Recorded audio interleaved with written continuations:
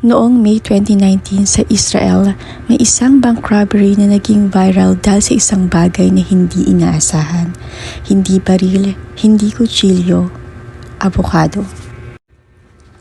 Isang 47 years old na lalaki ang pumasok sa isang bangko sa lungsod ng Beersheba. Tahimik lang siya nung una. Nag-abot siya ng sulat sa teller na humihingi ng pera. Pero nang nag-atubili ang teller, naglabas siya ng parang grenada, maitim, bilog at hawak sa isang kamay. Sinabi niya, "Bilisan mo, ilagay mo ang pera sa bag o ihagis ko ang grenadang ito." Dahil walang gustong sumugal kung totoo o hindi, ibinigay ng teller ang pera. Tumakas ang lalaki, dala ang libu-libong dolyar. At ang mas nakakagulat, pagkalipas lang ng 5 araw, ginawa niya ulit sa isa pang bangko, parehong taktika.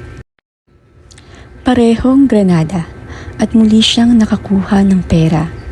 Pero may problema, hindi siya nahuli dahil sa CCTV. Natuntun daw siya gamit ang cellphone data. At nang maaresto siya, saka lang nalaman ng pulis ang totoo. Ang hawak niyang granada buong oras, isang abokado lang pala na pininturahan ng itim. At doon natapos ang kakaibang plano niya. Ang granada ang kinatakutan ng lahat ay isa lang palang abokado. Pero sa batas, hindi mahalaga kung totoo ang armas. Ang pananakot at pagnanakaw ay totoong krimen.